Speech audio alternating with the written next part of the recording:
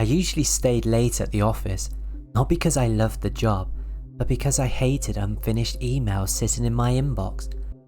By the time everyone else had gone home, it was just me, the hum of the air conditioning and the faint smell of the cleaning spray drifting from the kitchen. The fourth floor felt like a different world when it was empty. One Wednesday night, I needed a file that only my boss, Craig, kept on his desktop. I didn't want to bother him at home, but deadlines don't wait. Finally, I gave in and dialed his number. The phone rang once, then clicked. Hello? I said. For a moment, nothing. Then I heard a rustle, like someone shifting in a chair, and then my own voice. Hi, it's me. Can you hear me? It was my exact voice, but thinner, flatter, like it had gone through a cheap microphone. My stomach dropped. Who is this? I demanded. The voice chuckled, a nervous, breathless laugh. I recognized it instantly. It was the same way I laugh when I'm embarrassed. I hung up and stared at my screen, heart racing. The call log just said, Craig, 1209, no explanation. I told myself it was some kind of voicemail glitch, grabbed the file the long way and went home. 2 nights later, it happened again. It was late Friday, the office dark except for the glow of my monitor. I called a contractor from Craig's contact list. The phone barely rang before the line clicked open. Hey, it's me, my voice said again. You're still there? I slammed the phone down. My desk phone at the far end of the hall started ringing immediately. That phone never rang. It was just a leftover landline we kept plugged in. The ringing echoed down the empty hall, old-fashioned and jarring. I froze. On the 4th ring, the handset lifted by itself, scraping against the desk. The ringing stopped. The landline went live. I heard breathing. I walked towards it slowly, each step heavier than the last. My hand hovered above the receiver. Don't, my voice whispered. I snatched my hand back like the plastic was hot. I didn't even collect my things. I just grabbed my bag and ran for the elevator. All weekend, I tried to explain it away. Bad wiring, cross lines, stress. But by Sunday night, I couldn't stop thinking about it. So on Monday, I tested it. I called Craig again, staring hard at the phone as if I could catch it lying. 1 ring, click. Stop being here after dark, my voice said. It wasn't a request, it was a warning. My skin prickled. Who are you? I whispered. Me? It said flatly. Just later. The call cut. I sat frozen in my chair. The office hummed like normal, but I couldn't shake the feeling that something else was listening. For a few days, nothing happened. I stayed later and later, convincing myself it had all been in my head. Then one Thursday, another deadline kept me at my desk. Out of habit, I dialed Craig. This time, the voice on the other end didn't hesitate. Don't turn around. I did. At the far end of the hall, the desk phone glowed red. The receiver dragged an inch across the wood like someone tugged the cord. My throat locked up. I grabbed my bag and bolted. As the elevator doors closed, I heard the phone ring once behind me, sharp and final. I didn't stay late again after that, but sometimes, even when I'm at home, my cell rings, then clicks, and on the other end, I hear breathing, just enough to know it's still me.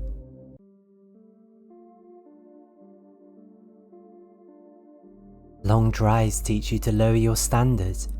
By midnight, in the middle of nowhere, all you really want is a door that locks, a mattress that doesn't smell, and 4 walls between you and the road. That's why I pulled into the Sunset Inn off the highway. Half the neon was burned out, the S flickering so it read, "Annette," and the parking lot was buried under blowing snow. Inside the office, a man in a beanie barely looked up from his TV. He slid a laminated card under the plexiglass, tapped the box that said, "Pay now," and gave me a brass key fob stamped 7.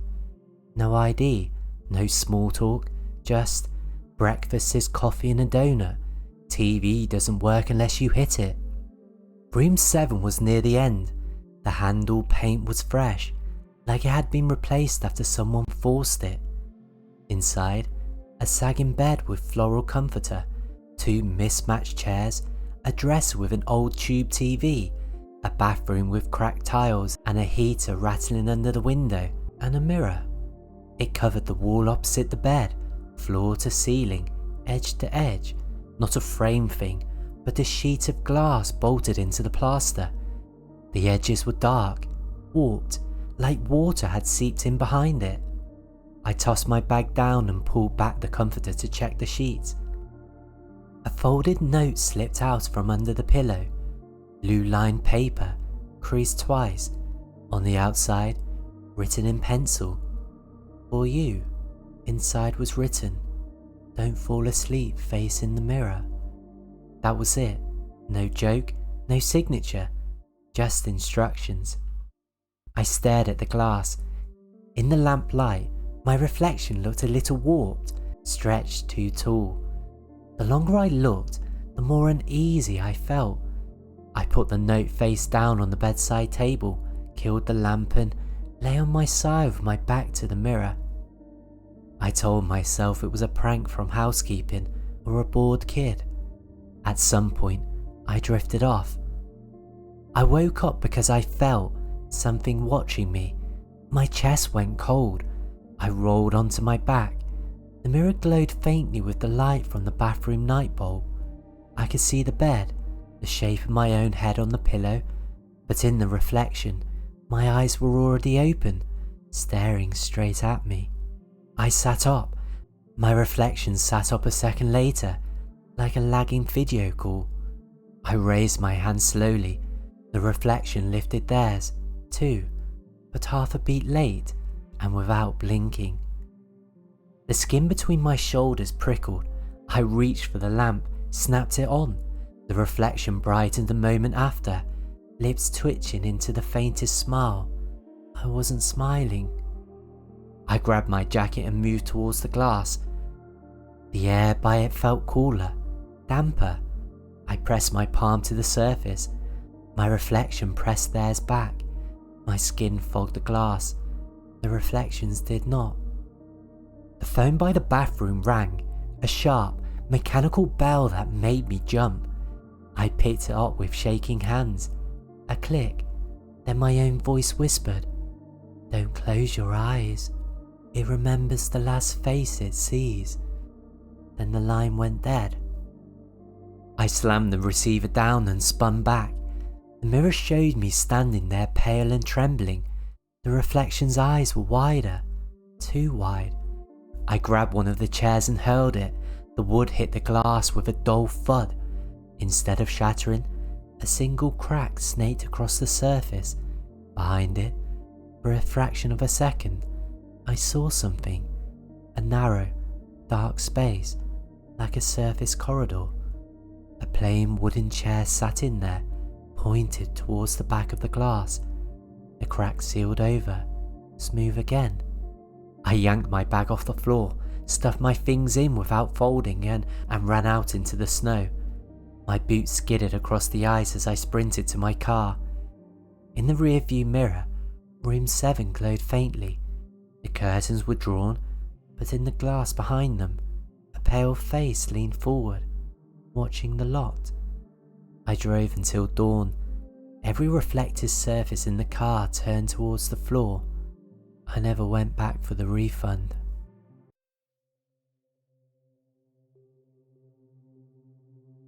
I've been driving the late shift on the 93 for almost 5 years. It's the last service out of the city, pulling away at 12:40 AM and hitting the depot just before 2. By then the streets are quiet, and most nights I can do the route half asleep. It's not glamorous, sticky seats, kebab wrappers, drunk students, but it's steady and I don't mind the solitude. The bus itself is my little world. In front of me, the wheel, the fare box, the cracked radio, and above me, 2 mirrors, a dome mirror that shows the whole aisle, and the flat one over the rear doors, and, of course, the CCTV monitor with its 4 little screens, stairwell, mid-aisle, rear seats and the curb. We're meant to keep an eye on them, for safety, which really means watch everything while driving perfectly. You get to know the regulars, the nurse from St. Bride's, the old guy with shopping bags, the night shift cleaners. Faces blur into routines. So when I noticed the man on the back row that first night, it wasn't because he stood out, it was because no one had boarded. I was halfway between the estate and the ring road, a dead stretch where nobody ever gets on. When I glanced at the dome, he was sitting in the middle of the back row, head tilted down, coat so dark it blended into the vinyl. I thought maybe that I'd missed him slipping on at the hospital, no big deal. When we hit the terminus, I gave the usual announcement. Last stop, all passengers please alight. 2 lads shuffled off. The aisle looked empty. Still, I got up, because you don't leave a sleeper for the cleaners. The back row was empty but damp.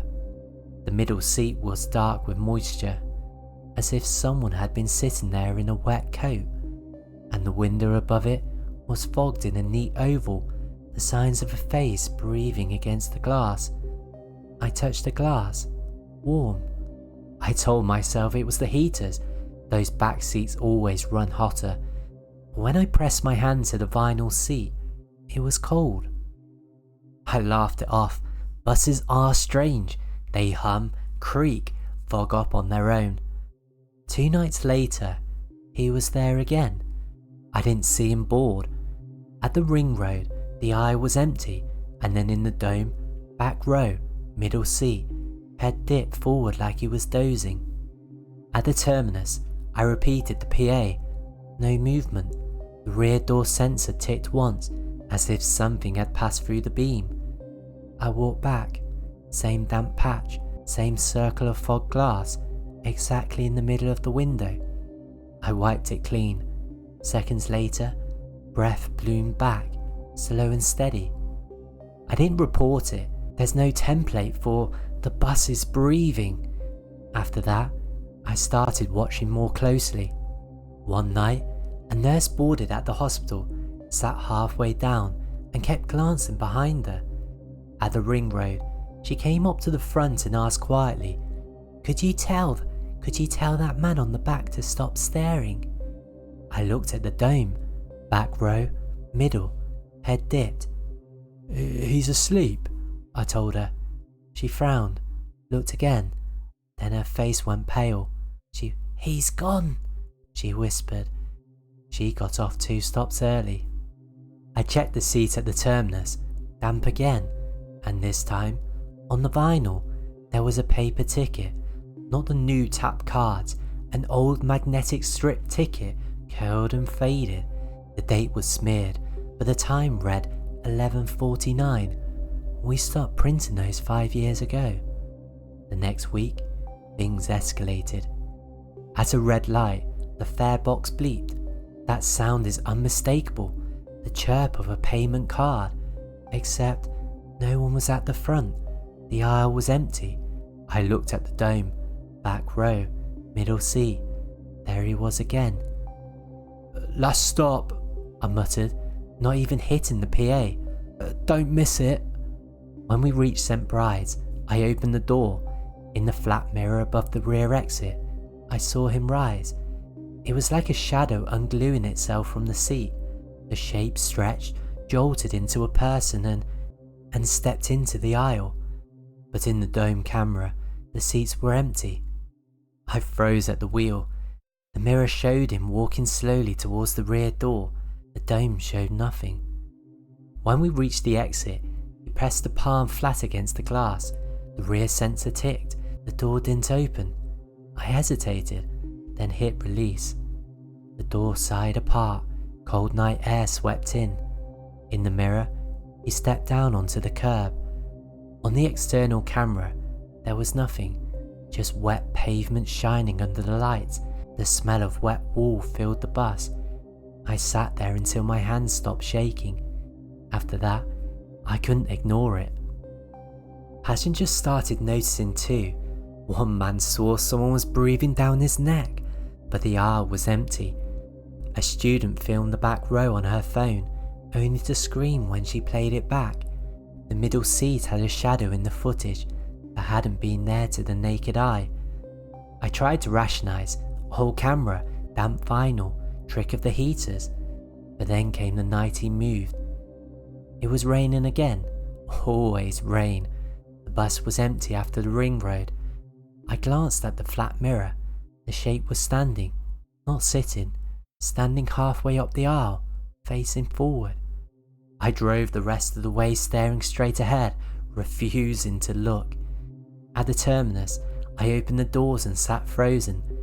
The mirror showed him one row closer, then another. Every blink closed the gap. I couldn't move, my whole body locked. Then, as suddenly as it started, he was gone. The mirror showed only empty seats. I walked back, forcing myself, heart slamming. The middle seat was soaked, as if someone had wrung out a coat over it. On the window was not just breath, but the smeared outline of a handprint, fingers long and wet. That was 3 months ago.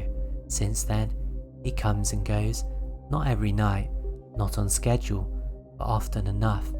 Always on the back row, middle seat, always damp, always fog.